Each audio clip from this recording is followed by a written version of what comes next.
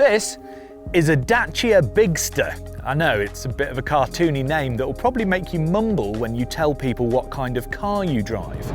But this thing is a large SUV that starts under £25,000 in the UK, and the entire range is under 30 grand. That's a big SUV for hatchback money.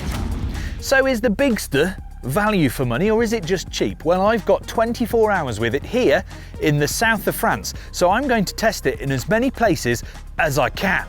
From motorways, I have had faster 3-course meals, to mountain roads, to big geography, to urban sprawl. Everybody's trying to kill me. It's time for a big day out in a Bigster. But before we get into all that, first of all, I want to have a quick chat about how the Bigster looks, because it's longer and taller than a Duster, but exactly the same width. And it's also based on the same platform underneath. So it's basically a maximalist Duster. Or is it? It's obviously got the same Y-shape obsession as the other cars in Dacia's refreshed ranges, and then this grille with the big DC in the middle is obviously common to all of them. But the car is noticeably taller, and this front grille is a lot deeper. From the side, it is a lot more obvious that it's longer, and it's got the same kind of belt line of plastic cladding and wheel arches that go all the way down the car, and the same hidden rear door handles as the smaller car. So at this point, it just seems like Dacia went up 5 points on the photocopier. One thing I have noticed is that this car is full of nice little details.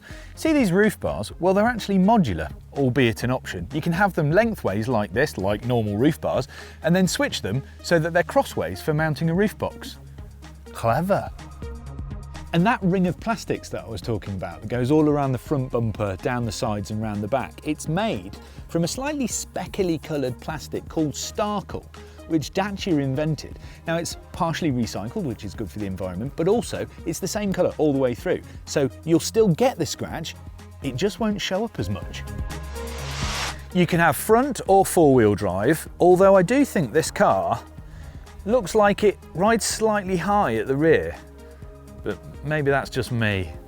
Then round the back, it's got the same double tip spoiler as the Duster and the same sort of triangular Y-shaped taillights as its little brother, but like the front, the lower part of the rear bumper is a lot deeper than on the smaller car.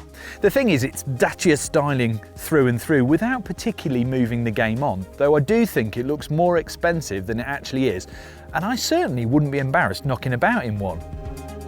There are 3 models, Expression, Journey and Extreme, with 3 possible engines. A mild hybrid TCE 140 1.2 3-cylinder with just front-wheel drive, 140 brake horsepower and a manual. A similar pure petrol TCE 130 3-pot with 130 brake horsepower and all-wheel drive and also a manual. And the full hybrid 155 brake horsepower automatic.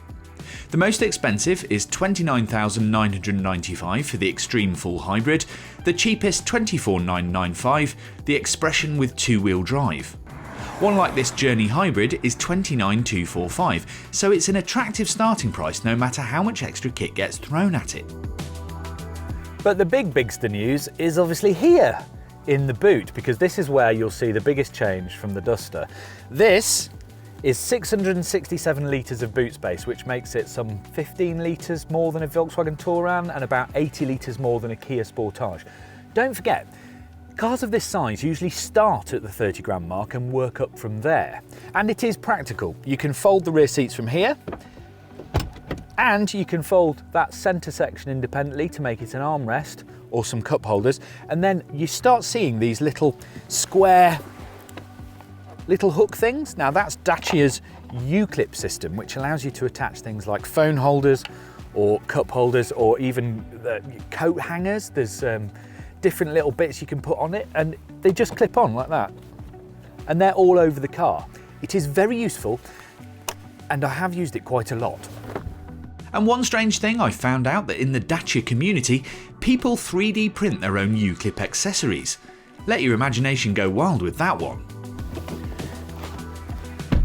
Now, one thing I did wonder is why the Bigster didn't get 7 seats, because it would sort of make sense. Well, Dacia says that it wanted to prioritise comfort and legroom for the 5 passengers, and also that if you start adding in 7 seats, you increase development costs, it needs a stronger rear axle, all that sort of stuff, and you wouldn't get that low purchase price.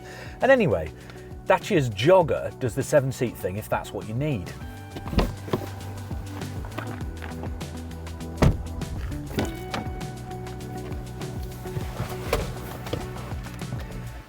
But up here in the front, we get pretty much all the tech you need, including a welcome noise. And you do get a decent amount of tech stuff in the Bigster. All models come with a 10.1-inch touchscreen as standard with Apple CarPlay and Android Auto, unlike the Duster, which just has a phone mount on basic models. You also get a 7-inch digital driver's display on the entry-level cars, rising to 10 inches on mid-spec cars and up. And all Bigsters come with dual zone climate, with 17-inch wheels on the basic Expression. Journey models get you a few cosmetic upgrades, including 19-inch alloy wheels and different seat material, plus heated front seats and wheel, wireless phone charging and high beam assist. Then there's the Bigster Extreme, which gets the pano roof, roof bars, washable seats and rubber floor mats. Interestingly, depending on which trim level you buy, Bigsters come with different levels of centre console, so you can have low, intermediate and high. The highest one coming with all of these things like charging ports, there's a 12-volt wireless charging there, a couple of cup holders and a cooler box, which is very useful. But the best thing about Dacia's, and this is across all sort of Renault Dacia products, is that it has a My Safety button. Now, all of these cars have to come with GSR2 safety regulations inbuilt, so they've all got lane keep assist and bongs that go off at speed limits and all that kind of stuff. But if you press that button twice, it sets it to your personal programs. For me, it turns it all off. That saves you a lot of time. One thing the Bigster does do better than the Duster is be more powerful, because the Bigster has a new engine.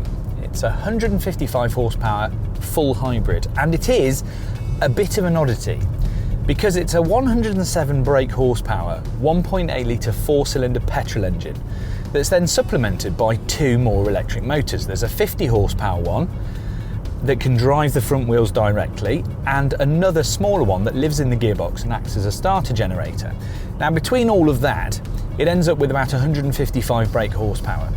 But the interesting thing is there's a 4-speed gearbox for the petrol engine and then another couple of gears for both of the electric motors. So it's essentially a 6-speed clutchless auto. And it all works. I thought it sounded very, very complicated when I was looking at the specs of this car. But generally it just works like a normal hybrid. So if you're in town, it pulls away on EV.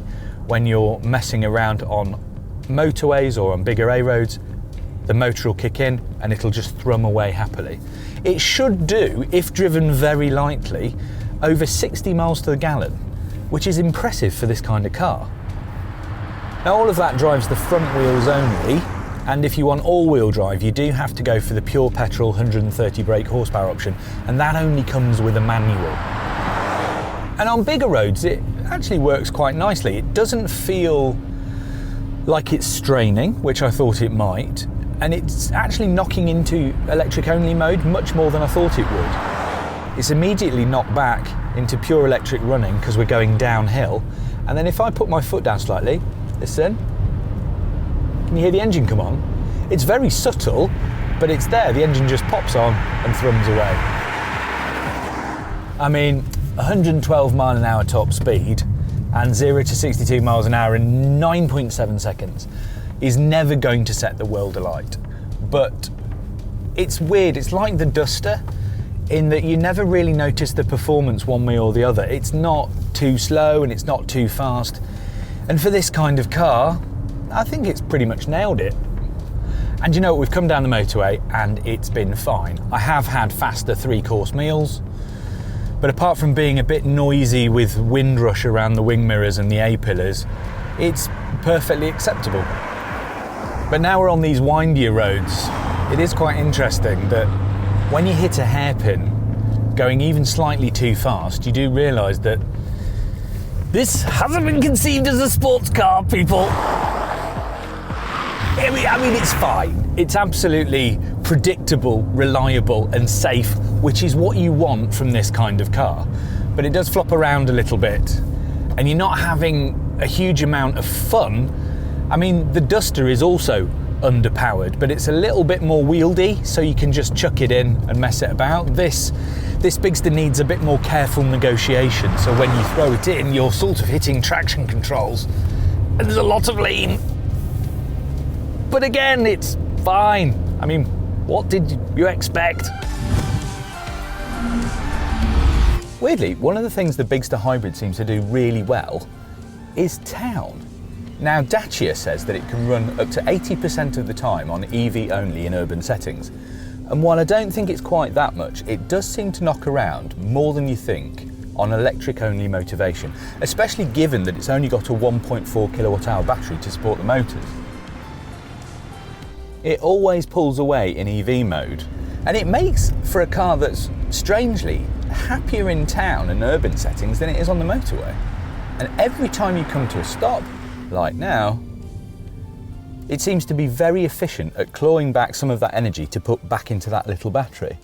Now, I've immediately nearly exhausted the 1.4 kilowatt hour battery, but I bet in 2 traffic lights time, I'll have got it back up to half.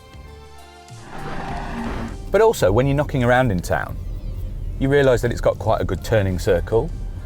It's quite slab-sided, so it's easy to place on the road, and it's not that wide. So everything's kind of easy. Oh, there's a man doing French parking, and he's just hit the car behind him. And you know, that's what this would be good at, because it's got that belt line that was made of starkle, so you can get a scratch, but it's the same colour underneath, so you don't see it. That's what this will be good for. Oh God, everybody's trying to kill me, and there's so many mopeds. Oh, hang on, parking space. That's one thing the Bigster's pretty good at, is if you can find a space, because it's quite slab-sided, you can get it into relatively tiny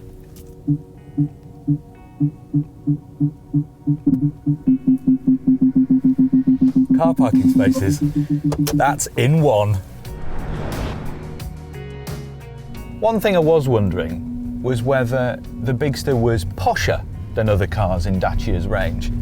And it is, but only up to a certain point. The full hybrid engine is definitely more sophisticated. You can have a panoramic sunroof, dual zone climate, power tailgate, all those little things. But you can't option it up to the sky like you can from other manufacturers, and it's not night and day from something like a top spec Duster. The size does lend it some extra gravitas, possibly, and it looks classy enough that even if you park it somewhere where posh people hang out, like here, that it kind of fits in, although it's not going to blow you away. Bigster also comes with all the accessories you'd ever need. A sleep pack with a fold-out double bed that slips into the back, roof racks, even a tent. The Nomad armrest in the centre of the second row can become a backpack, and there's those organisers for seat backs and cargo boxes for the tow hitch. It gets a bit Amazon car accessories with the smaller stuff, but it's all actually solidly useful. So, verdict time. Well, it's hard not to come to the conclusion that the Bigster does exactly what it says on the tin, because it is a bigger Dacia, specifically a more roomy Duster. There are a couple of things that make it feel posher, like it's got a nicer sunroof, it's slightly more powerful, and it can tow a little bit more. But it's really about raw space, and I think for me, I would still get the cheaper, still excellent Duster and just pack lighter. But I can see why you'd be tempted. Starting at under 25 grand and just topping out at just under 30 for the Hybrid Extreme, this thing has all the Dacia stuff nailed. It's rugged, it's useful, and it's value for money. You've just got to decide whether that extra boot space is worth the extra cash.